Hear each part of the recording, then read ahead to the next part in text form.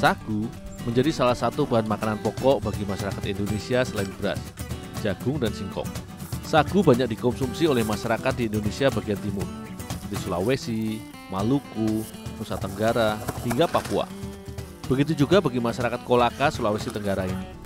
Di sini sagu biasa diolah menjadi masakan ataupun makanan ringan, seperti sinonggi, hingga beragam jenis kue. Di UKM Surya Mandiri pimpinan Pak Saifuddin ini, ada banyak jenis olahan makanan khas Kolaka yang dibuat dengan bahan baku sagu. Workshop yang berada di kawasan Polres Woloko Kolaka, UKM ini menjadi salah satu produsen oleh-oleh khas Sulawesi Tenggara. Salah satunya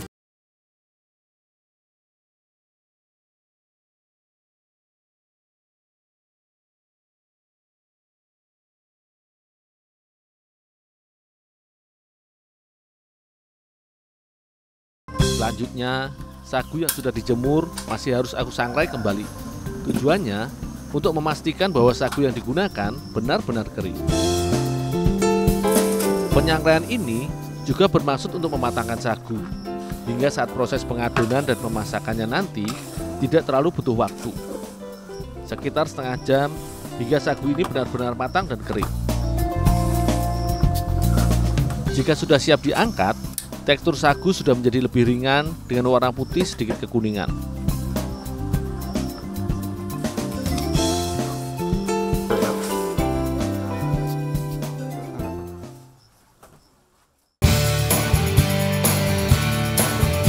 Hasil penyangraian ini, aku ayak hingga menyisakan bulir sagu yang benar-benar halus saja, sehingga akan dihasilkan produk olahan yang lembut dan bersih.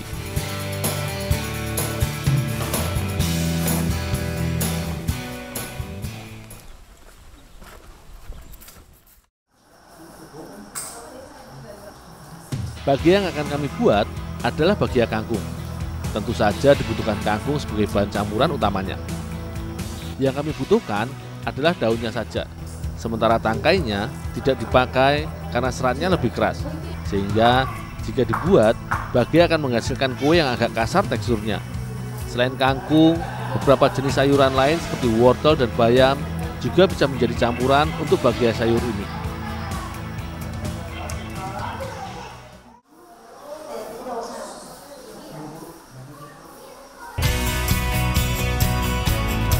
Dalam satu adonan dibutuhkan sekitar 150 gram daun kangkung segar. Sebelumnya, daun kangkung yang sudah dicuci ini akan dicampur dengan telur. Telur akan memudahkan proses penghalusan daun kangkung dalam blender ini.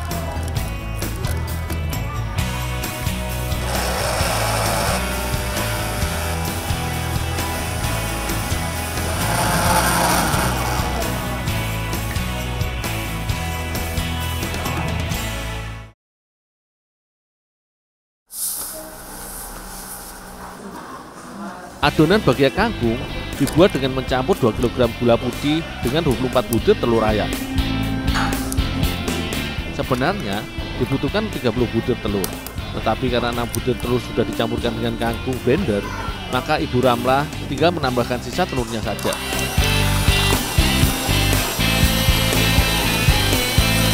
Kedua bahan ini kemudian dikocok sampai mengembang dengan menggunakan mixer. Saat dikocok, harus dipastikan gula benar-benar larut dan tercampur dengan telur. Juga ditambahkan garam, vanili, serta susu bubuk sebagai pengharum adonan dan mengurangi aroma kelapa sangrai yang sangat keras.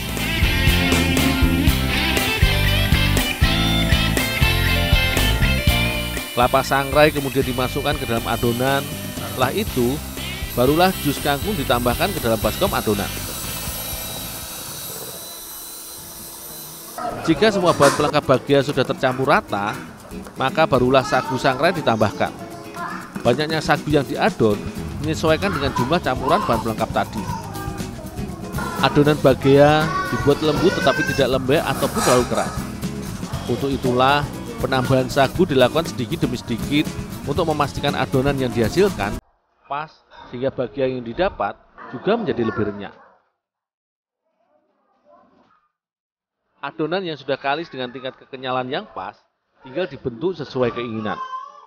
Satu bagian adonan dipilin hingga sebesar jempol.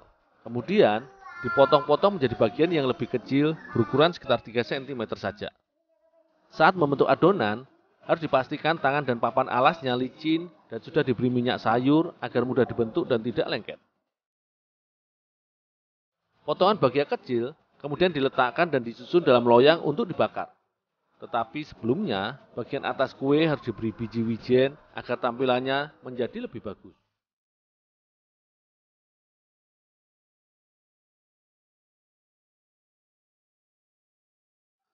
Adonan bagian yang sudah dibentuk dan dipotong tinggal dipanggang di dalam oven. Butuh waktu sekitar 20 menit untuk memanggang bagian dengan suhu 180 derajat. Jika bagian sudah mengembang dan teksturnya sudah mulai terlihat retak-retak, itu berarti kue sudah matang dan bisa dikeluarkan dari oven. Satu baskom adonan tadi bisa menghasilkan sekitar 600 buah potong kue bagian.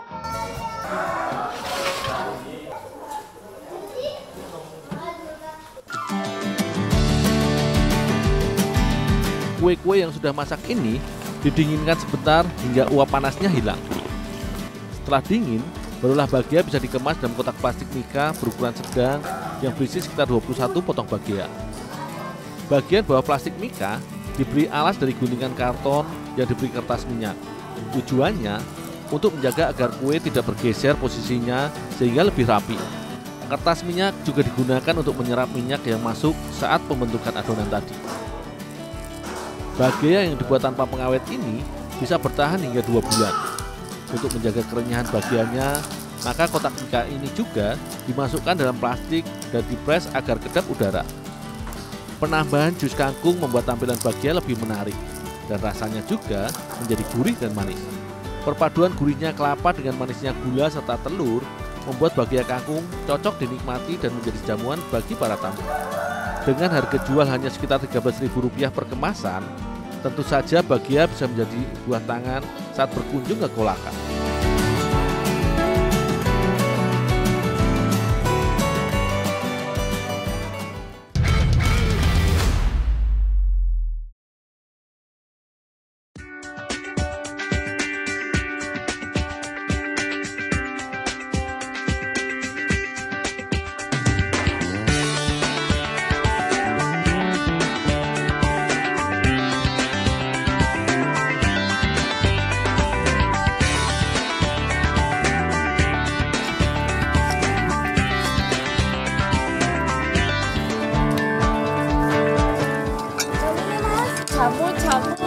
Mas, jamu dulu mas.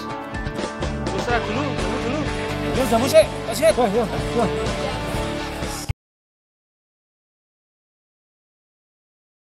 Mbak, wow, jamu istimewa, Mbak. Biar nggak cepet loyo, Mbak.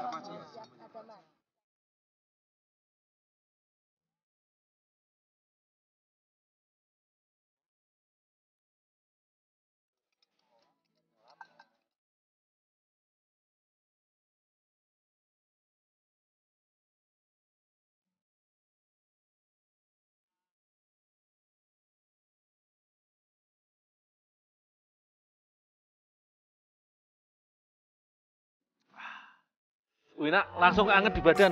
Ini jamu apa ini, Mbak? Jamu Purwaceng. Purwaceng. Oh, Oh, saya kok baru denger ya saya Purwaceng. Biasanya saya di jamu-jamu lain kok nggak ada ya? biasanya kan jalan-jalan dari Dieng. Di Dieng sih udah banyak yang kebudayakan, cuman paling bagus itu yang liar.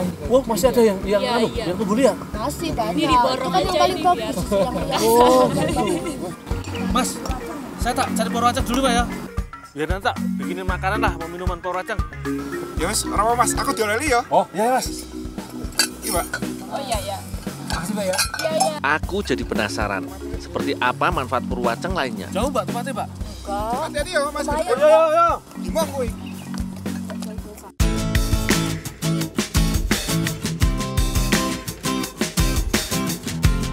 Purwaceng ditemukan pertama kali di pegunungan Alpen, Swiss.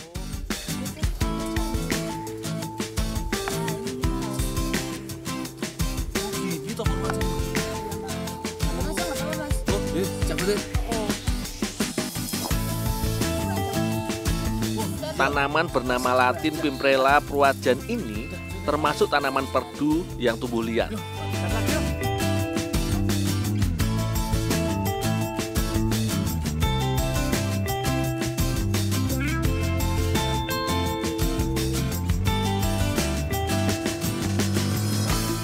purwaceng hanya tumbuh subur di daerah ketinggian 2000 meter di atas permukaan laut. Dengan kondisi iklim dan tanah daerah Dieng, Jawa Tengah, membuat kualitas purwaceng berbeda dibandingkan tempat lain.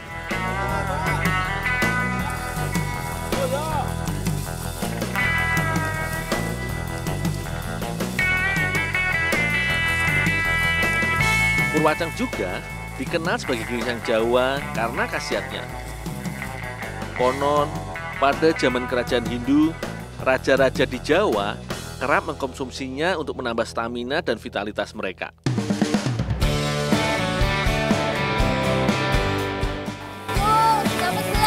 Ada, Mbak. Lumayan. Hasil beberapa penelitian juga menguatkan besarnya manfaat purwaceng untuk kesehatan.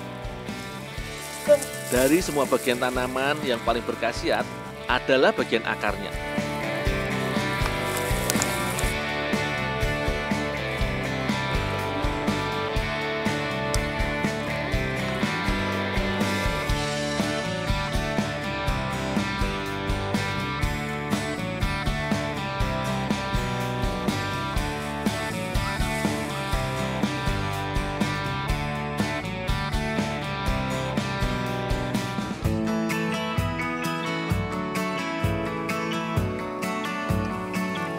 Matias, iya, kita dapat banyak nih.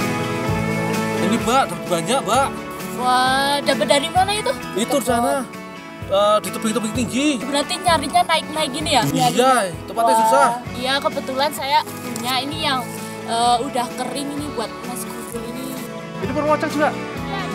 Makasih, Mbak ya. Ya, tak tunggu dulu ya. Ya, Mbak, makasih ya, Mbak ya.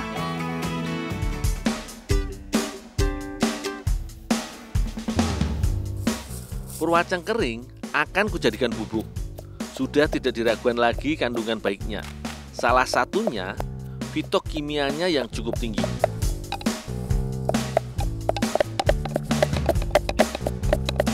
Tidak hanya kaum pria saja yang bisa mendapatkan manfaatnya. Purwaceng juga dapat meningkatkan daya tahan tubuh bagi wanita. Tidak hanya itu, purwaceng dipercaya mengobati masuk angin, melancarkan peredaran darah, mengurangi pegal linu, sampai antibakteri dan kanker. Bubuk purwaceng tidak hanya bisa dinikmati melalui minuman atau jamu.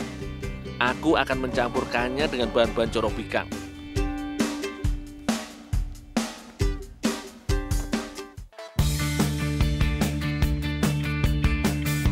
Adonan corok bikang atau cara bikang terbuat dari tepung beras, santan, dan vanili.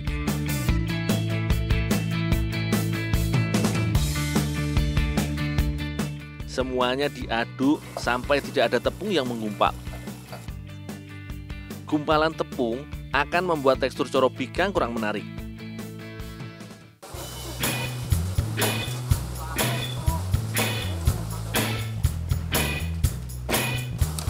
Mbak, ini tepung purwaceng, Mbak. Buat campuran kuenya, Mbak. Oh ya, terima kasih. Oh iya, Mbak. Selanjutnya, adonan dicampur dengan bubuk purwaceng.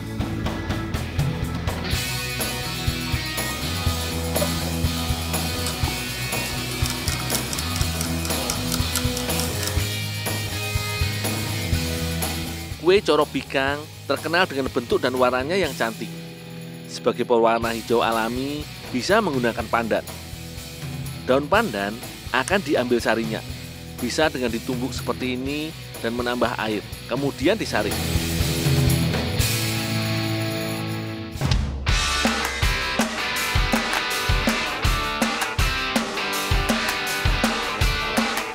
Daun pandan tidak hanya membuat makanan berwarna cantik, tapi juga memberi aroma khas yang menggugah selera.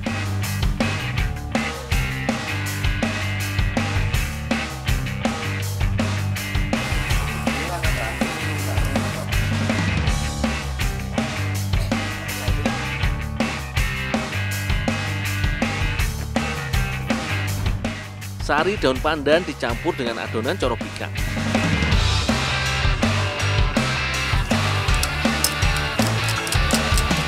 Sambil menunggu adonan, aku menyiapkan api untuk mencetak corok bikang. Sebetulnya, Bisa saja memanggangnya di atas kompor, tapi dengan kayu bakar seperti ini bisa mempertahankan aroma khas dari corok bikang.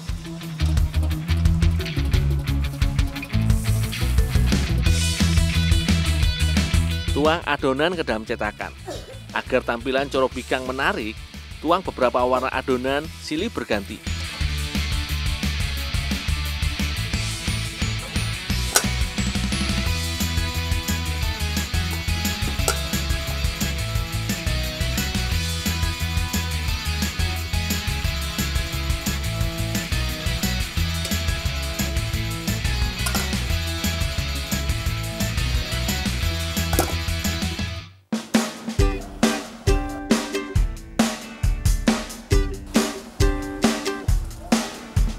Mengangkat corok bikang dari cetakan merupakan tahapan penting. Corok bikang dibentuk menyerupai bunga mekar. Tahapan ini harus dilakukan selagi panas.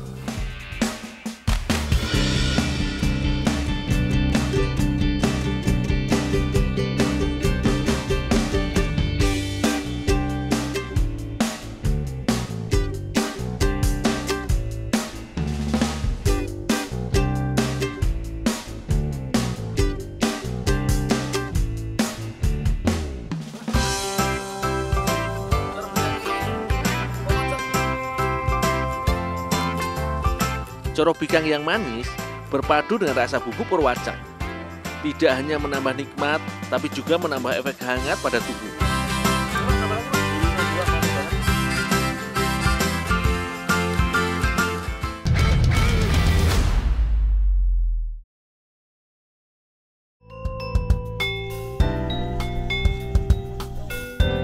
Hari ini, aku berada di Pulau Bali, tepatnya di Desa Baturiti, Tabanan. Di desa ini terkenal akan tanaman bunganya, salah satunya adalah bunga marigold atau yang kerap disebut bunga gemitir oleh warga setempat. Ini lucu banget bunganya. Mau? Bagus banget. Nih, saya petik nih.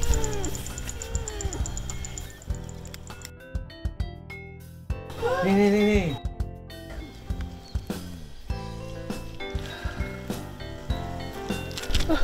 Kok dimakan? Enak loh ini. Bunga gemitir ini daunnya aja bisa dimakan buat urap. Ini bunganya juga enak loh. Ya ampun, aku baru tahu loh. Dia biasa untuk salad. Bisa dibikin makanan juga. Mau nggak? Saya buatin makanan dari bunga gemitir. Kalau mau, pulang dulu sana. Siapin alat-alatnya. Pak, minta bunga gemitirnya Pak ya. Oh iya, boleh. Bunga gemitir sebenarnya memiliki kandungan manfaat jika dikonsumsi. Hal ini terbukti dengan adanya minuman teh yang dibuat dari bunga gemitir. Bunga gemitir memiliki manfaat untuk mengobati demam dan sakit tenggorokan. Selain itu, vitamin A yang terkandung dalam bunga ini sangat baik untuk menjaga kesehatan mata. Dengan banyaknya khasiat yang didapat dari bunga gemitir ini, aku hendak mengkreasikannya menjadi kudapan khas Bali, yaitu jejak kaliadrem.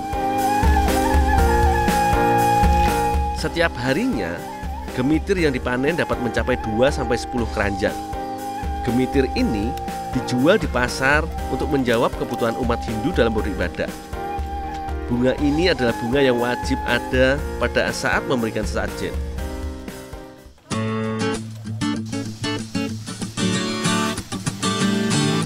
Karena cuaca belakang ini selalu hujan, gemitir harus dijemur terlebih dahulu. Gemitir yang mengandung air akan cepat busuk, sehingga tidak laku untuk dijual. Gemitir yang hendak kuolah juga kujemur agar mudah untuk dicampurkan dalam adonan nantinya. Dul, Ya Pak. ini bunganya mau bikin jajan yang enak ya? Oh ya Pak, makasih ya Pak ya. Ya.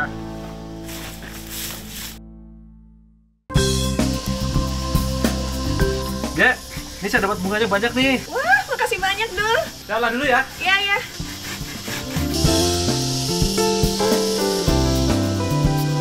Bunga yang hendak kuolah, kupisahkan dulu antara kelopak dengan bijinya. Air rebusan kelopak bunga gemitir rupanya dapat dijadikan obat untuk keracunan.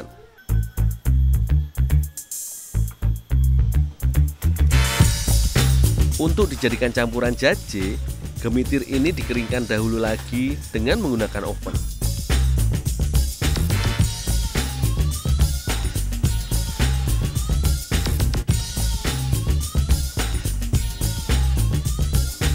Dengan tungku api, waktu yang dibutuhkan untuk mengeringkan gemitir cukuplah singkat, yaitu berkisaran antara 15 hingga setengah jam saja.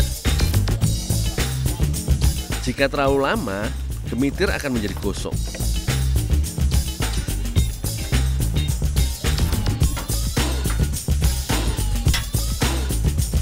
Setelah itu, agar mudah dikonsumsi, gemitir ditumbuk kasar terlebih dahulu.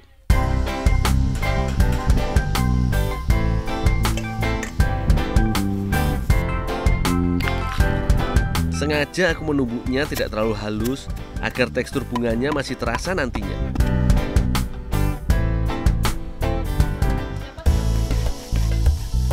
Kali adrem menggunakan kelapa parut untuk campuran adonannya. Mbok Egi menyiapkan adonan jaje yang terdiri dari tepung beras, gula pasir, dan sedikit garam. Semua bahan ini dilarutkan dengan air dan diadon hingga merata. Selanjutnya, barulah adonan diberi dengan kelapa parut yang sudah disiapkan. Ini kelapanya.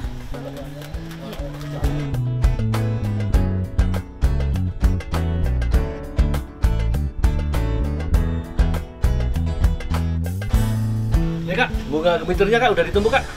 Makasih Mas Gun. Ya. Nah, setelahnya, barulah tumbukan bunga gemitir dicampurkan dalam adonan.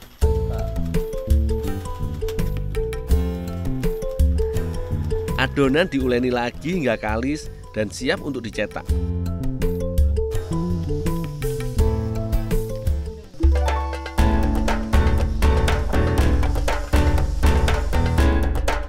Kue kali adrem mirip dengan kue ali agrem khas Jawa Barat.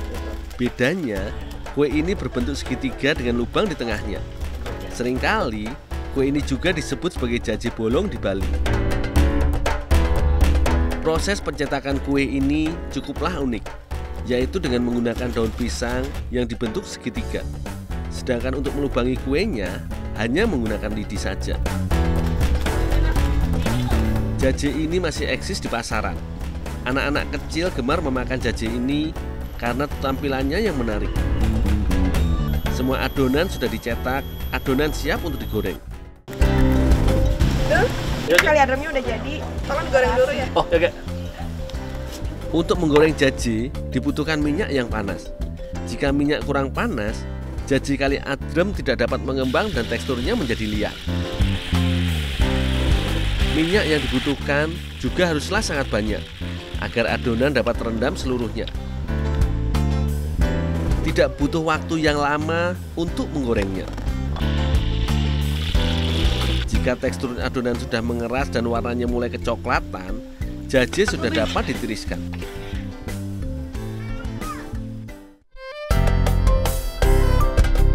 Tampilan kue ini benar-benar unik. Rasa manis mendominasi kue ini. Saat digigit, ada tekstur kelapa dan juga bunga yang berpadu sempurna. Teksturnya renyah di luar dan agak lembut di dalamnya. Ternyata, selain menjadi bunga hias, jika dikreasikan menjadi panganan seperti ini, bunga gemitir pun dapat berkhasiat bagi tubuh.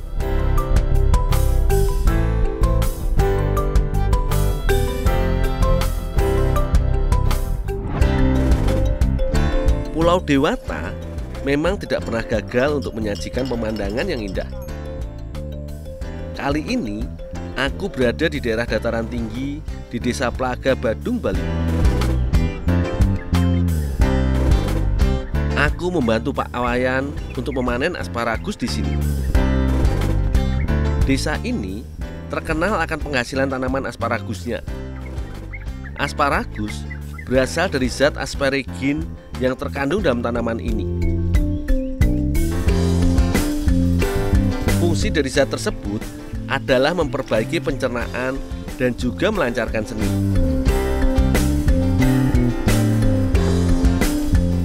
asparagus dari Bali ini telah dipasarkan ke beberapa kota besar di Indonesia.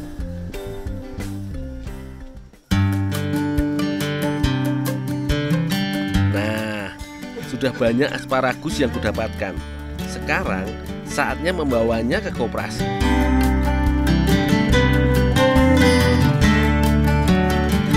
Bisa bawa pulang dulu ya, Pak ya? Iya. Ya.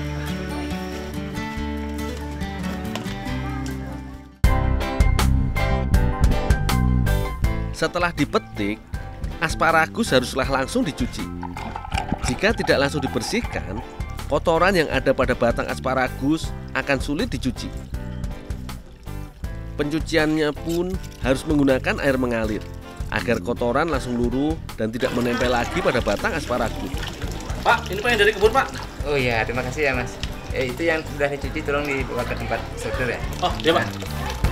Ya.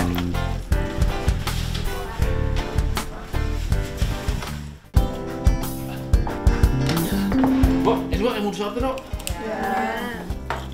Di koperasi Martanadi ini, setiap harinya asparagus disortir. Proses sortir ini bertujuan untuk menentukan kualitas asparagus. Penyortiran asparagus ditentukan dari ukuran asparagus dan juga bentuknya. Setiap kelas menjadi harga yang berbeda pula. Di proses ini jugalah bagian bawah batang asparagus dipotong agar lebih bersih dan rapi.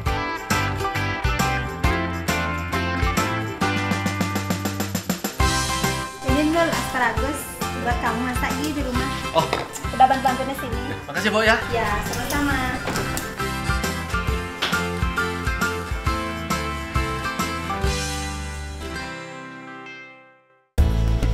Aku membawa asparagus ini ke rumah Mbah Ilu. Rencananya, kami akan membuat sate lilit dengan asparagus sebagai pengganti batang serainya. Bu, ini asparagusnya, Bu. Ya, taruh dia di sana dulu. Ya, makasih Adul. Ikannya tolong dicuci dan dipilet ya. Oh, yuk. Buni Wayan telah menyiapkan kelapa parut sebagai campuran sate lilit. Sedangkan Mbok Ilu menyiapkan bumbunya. Bumbu yang disiapkan untuk sate lilit adalah bumbu gede. Artinya adalah bumbu lengkap khas Bali.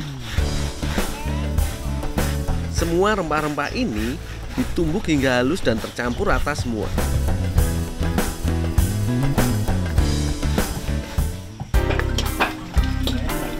Sementara itu, aku membantu menyiapkan daging ikan yang akan dijadikan sate lilit. Pertama-tama, ikan tongkol ini dibersihkan terlebih dahulu.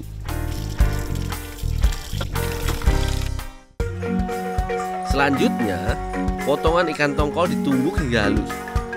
Aku tidak kesulitan untuk menumbuk daging ikan yang mudah hancur ini. Ikan tongkol ternyata dapat menjadi makanan alternatif bagi pengidap kolesterol. Ikan ini juga dapat mencegah terjadinya rematik. Dengan harga yang murah, ikan ini pun dapat memberikan rasa yang nikmat pada sate lilit nantinya. Nah, jika sudah lembut seperti ini, ikan sudah siap untuk diberi bumbu. Bu, ini ikannya Bu udah ditumbuk, Bu. Taruh aja sini.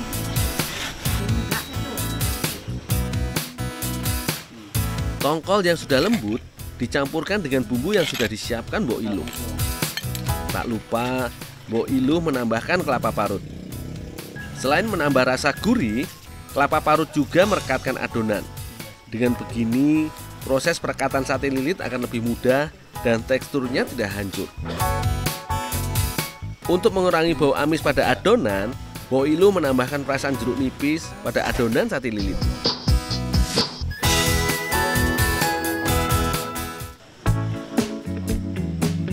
Kini saatnya untuk merekatkan adonan sate pada batang asparagus.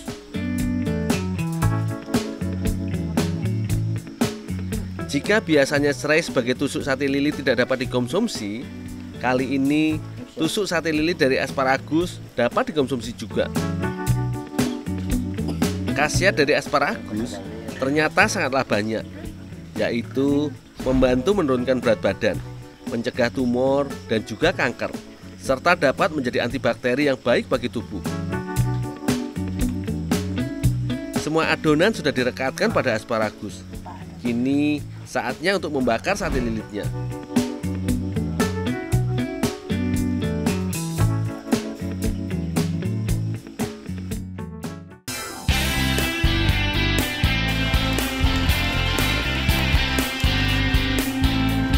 Tidak butuh waktu yang lama untuk membakar sate lilit ini. Jika terlalu lama, batang asparagus pun akan layu. Jika warna sate sudah mulai berubah menjadi kecoklatan, sate sudah dapat dikonsumsi.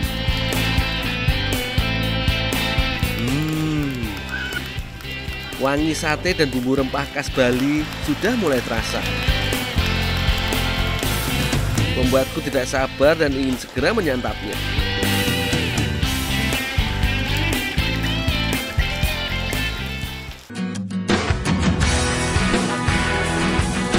Sebagai tusukan sate, tampilan asparagus ini sangatlah menarik. Rasa sate lilit ini benar-benar lezat. Ada rasa pedas dan juga gurih. Bumbu khas Bali sangatlah kental terasa. Ketika sudah menggigit bagian asparagusnya, rasanya berubah menjadi lebih nikmat.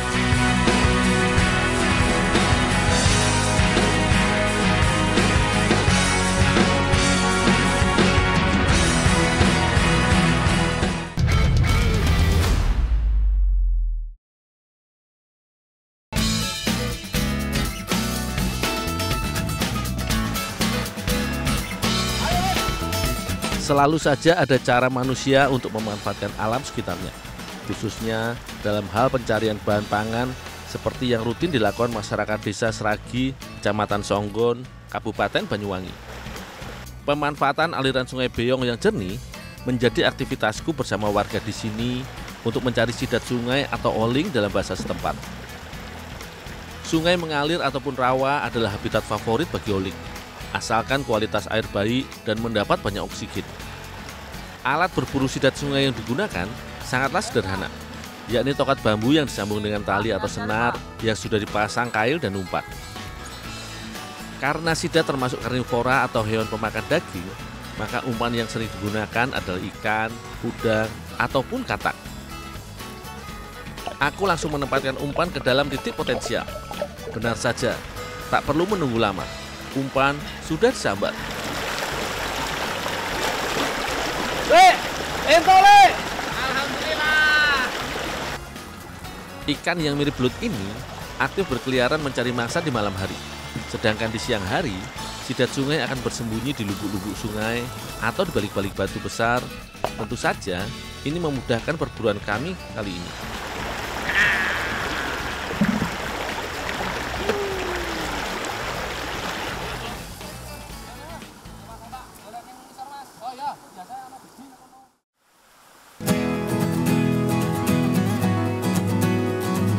Di dunia, terdapat 8 jenis sidat, di mana 7 diantaranya ada di Indonesia.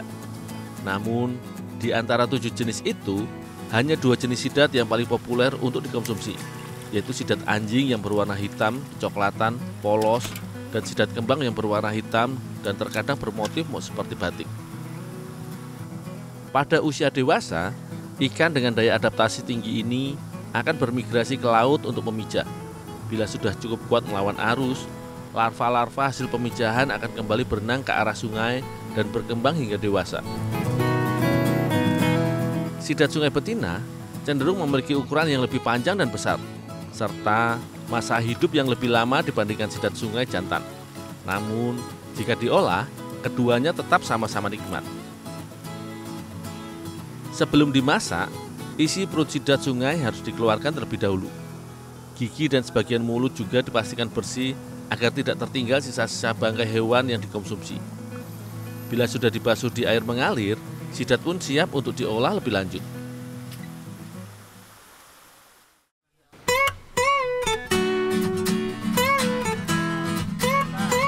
Biasanya, warga Banyuwangi akan mengolah sidat menjadi pepes.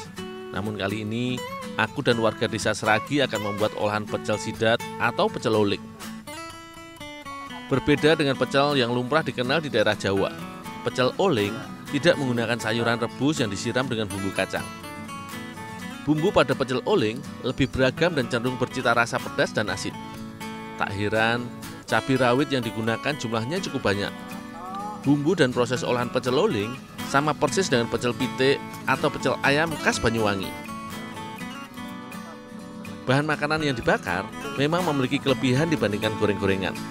Selain lebih sehat karena minim kandungan minyak, bumbu yang dibakar pun bisa mengeluarkan aroma yang lebih harum. Aroma wangi juga didapat dari panas dan asap hasil pembakaran arang batok kelapa. Panas yang dihasilkan lebih tinggi dari arang kayu, sehingga tak perlu menunggu lama, bahan makanan sudah bisa diangkat.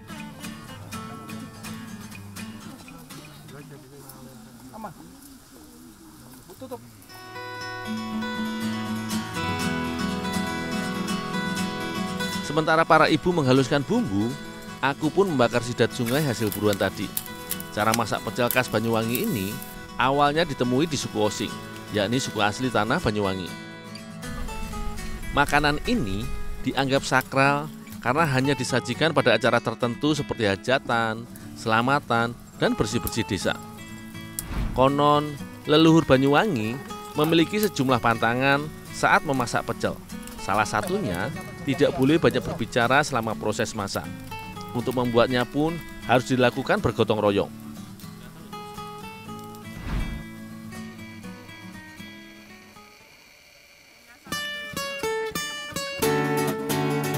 Kebersamaan seperti inilah yang sangat aku sukai saat berbaur dengan masyarakat lokal. Semua saling tolong-menolong dalam rasa kekeluargaan. Bahan lain yang tak boleh ketinggalan adalah parutan kelapa muda. Bahan yang satu ini dibutuhkan dalam jumlah yang banyak. Kelapa inilah yang nantinya menjadi ciri khas tampilan pecel oling ala Banyuwangi.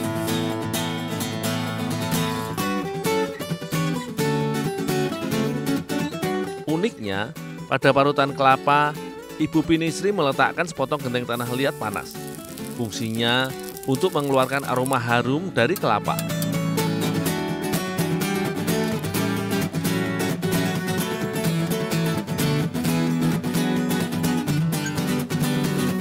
Bumbu bakar yang sudah halus dicampur dengan kacang tanah dan gula merah sehingga warna bumbu menjadi kecoklatan. Olahan bumbu ini pun disangrai lalu ditambahkan dengan parutan kelapa yang sudah didiamkan dengan genteng panas.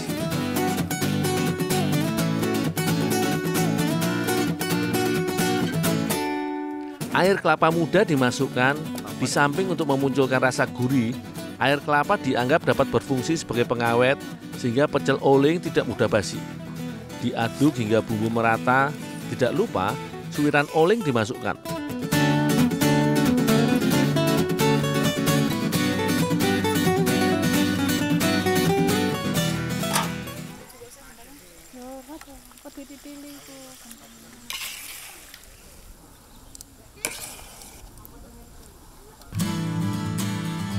Berbeda dengan jenis ikan lainnya, di Jepang, sidat dikenal dengan nama unagi dan memiliki harga jual yang mahal.